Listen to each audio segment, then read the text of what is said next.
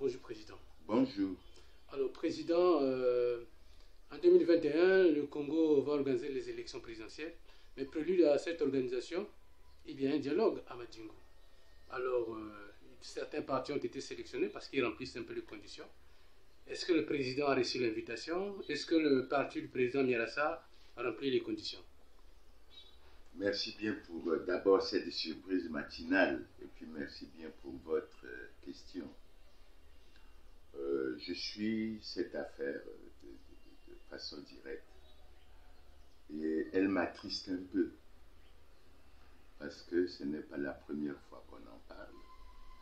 Je peux vous rappeler qu'en 2018, précisément le 11 juin 2018, le ministre Mboulou avait fait une communication analogue au cours de laquelle il avait annoncé la tenue imminente d'un Conseil national du dialogue. Et ensuite, il avait fait référence à la publication d'une liste des partis conformes. Nous avons réagi et nous avons fait un certain nombre de commentaires. Malheureusement, nous constatons que le gouvernement n'est pas à l'écoute de ce que nous avons dit.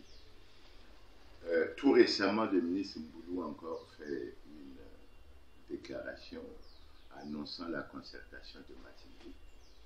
Mais ça pose un certain nombre de problèmes et ça pose un certain nombre de questions, de préoccupations à notre niveau. Lesquelles?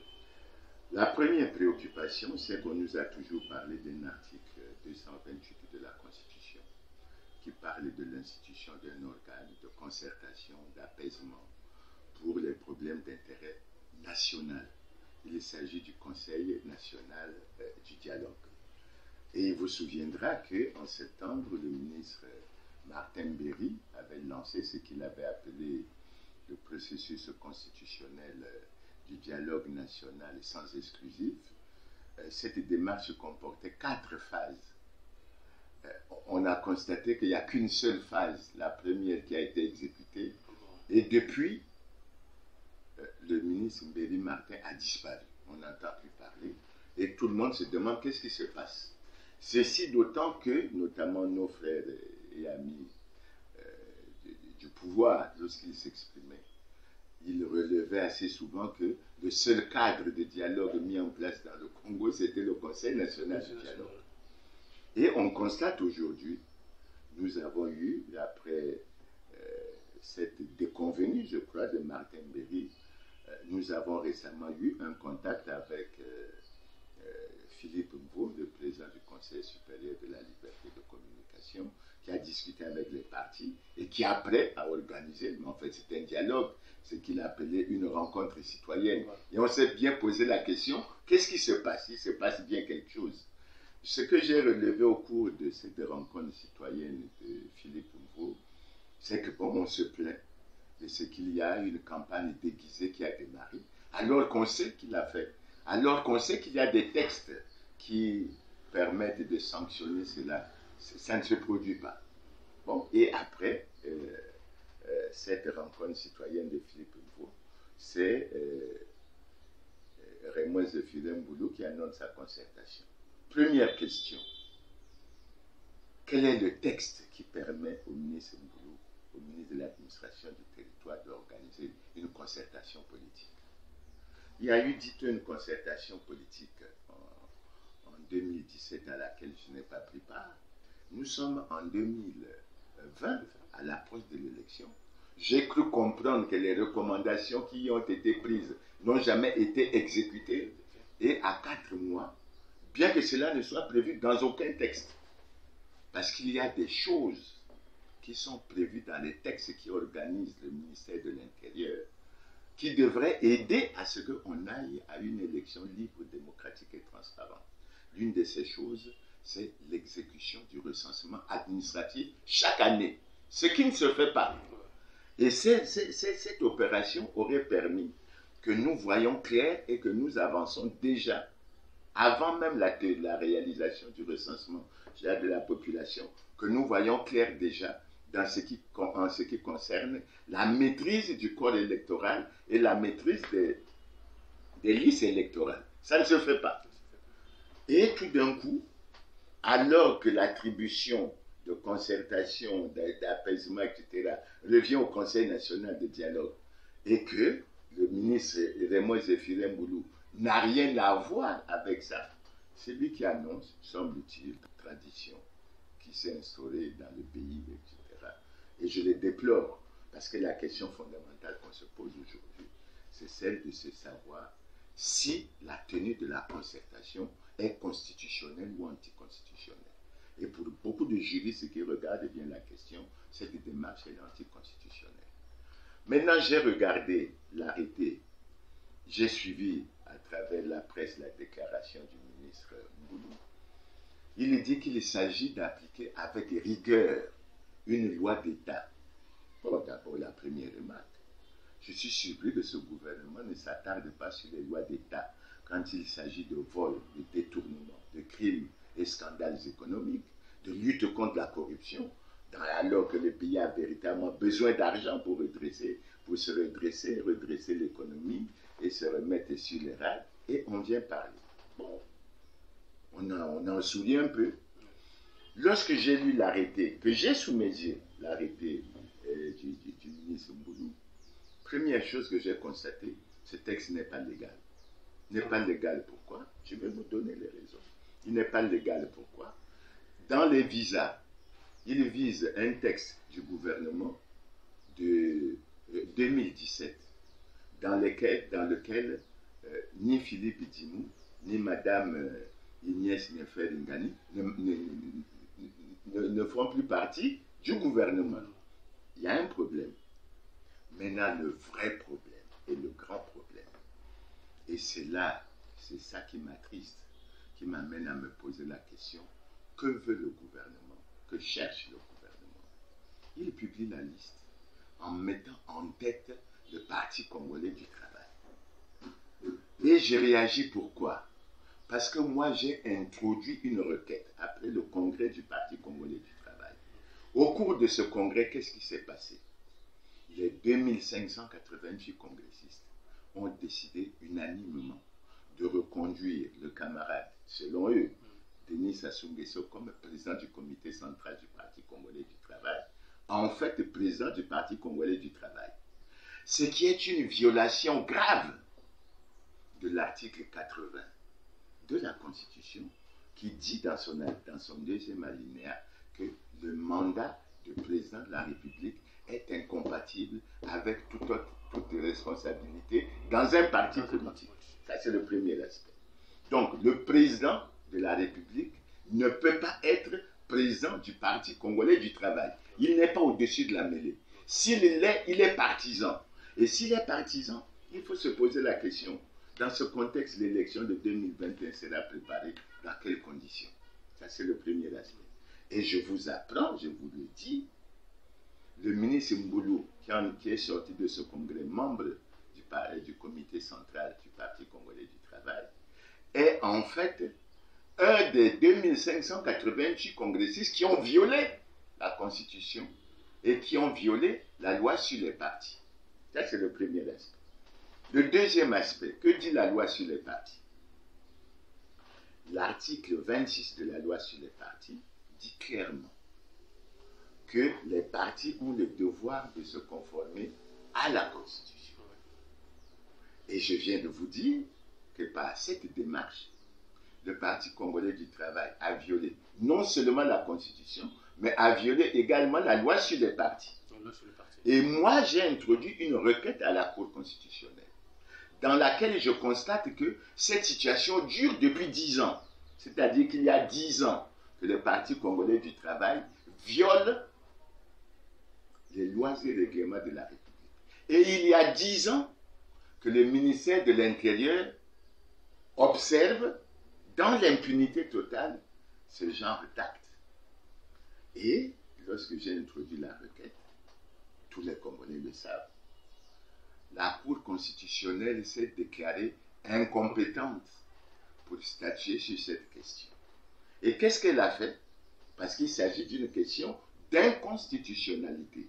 Et la Cour constitutionnelle s'est déclarée incompétente pour trancher d'une question d'inconstitutionnalité. Vous voyez bien que nous avons des problèmes dans le pays. Ensuite, la Cour constitutionnelle a fait quoi? Elle m'a notifié cette décision, mais elle l'a notifiée au président de la République, au président du Sénat, au président de l'Assemblée nationale, au ministre de l'Intérieur et au ministre de la Justice. Et moi, par la suite, j'ai écrit au ministre de l'Intérieur, parce que c'est lui, d'après le décret 2017-404, qui est chargé de veiller au respect de la législation sur les partis politiques. Donc, j'ai écrit au ministre de l'Intérieur pour porter à sa connaissance, bien qu'il le savait déjà, puisqu'il a eu une notification, pour porter à sa connaissance qu'il y avait une situation particulière et que le Parti congolais du travail était dans une grave et flagrante situation de violation des lois et règlements de la République et que l'article 31 de la loi sur les partis dit que, en cas de violation des lois et règlements de la République, le ministre en charge de l'administration du territoire suspend le parti concerné. Et vous voyez bien que le ministre Mboulou, qui non seulement était congressiste, mais qui en plus en est sorti membre du comité central, s'est retrouvé et se retrouve devant un dilemme où il ne peut pas sanctionner le parti auquel il appartient.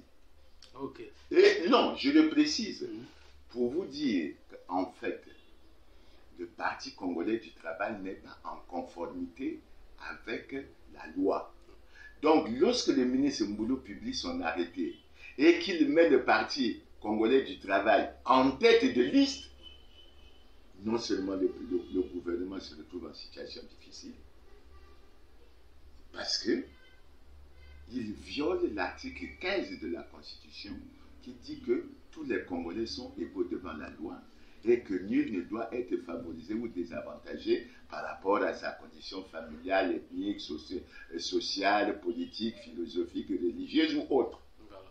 Bon, mais est-ce que de votre côté, votre parti, vous nous rappelez ce que c'est votre parti, est-ce que vous remplissez les lois? Mais notre position est claire. Oui. Mon parti est créé en 1991. Et nous avons toujours dit que la loi n'avait pas un caractère rétroactif.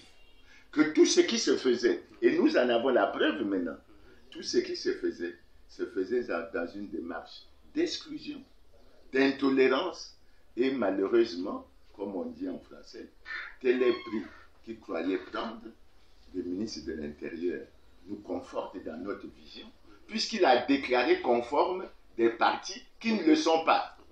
Et il n'y a pas que le Parti congolais du travail.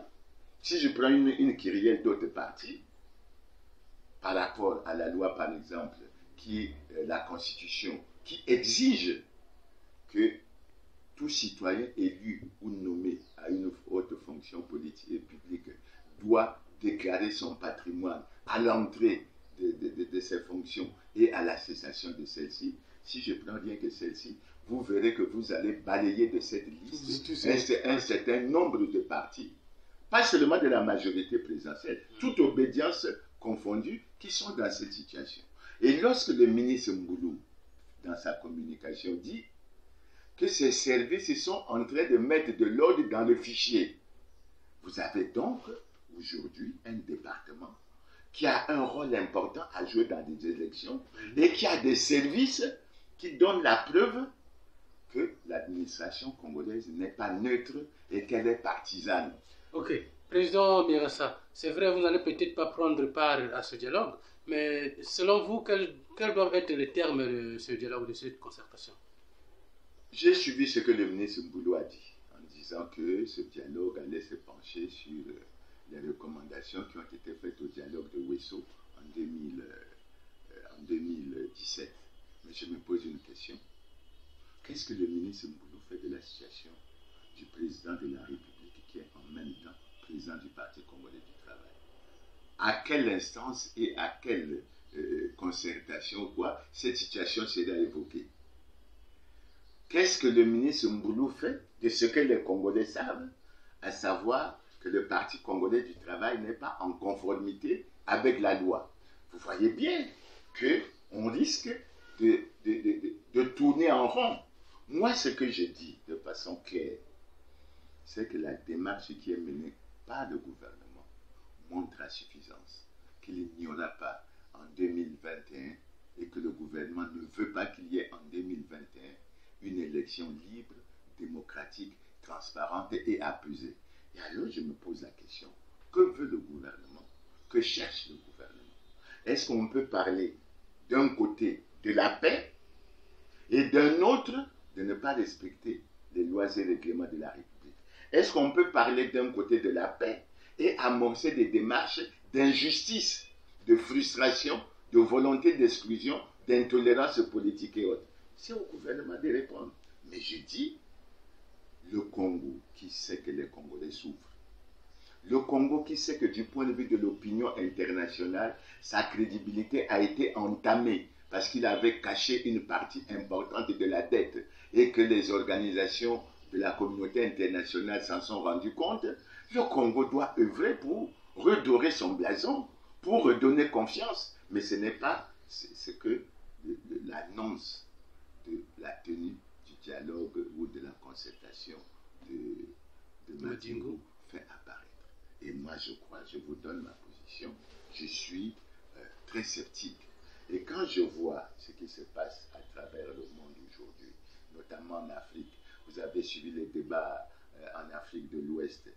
Aujourd'hui, le débat est clair. Le troisième mandat est anticonstitutionnel. Je crois que tout le monde le sait. Même si au Congo on a vécu ça, mais aujourd'hui, on a eu des débats, on a perdu des vies humaines. Il faut que les Congolais sachent que le troisième mandat est anticonstitutionnel. Troisième, quatrième, cinquième mandat, tout ça c'est anticonstitutionnel. Donc il faut, de mon point de vue, ne pas chercher à exclure les gens. Amorcer la démarche que nous avons toujours proposée, qui est laquelle?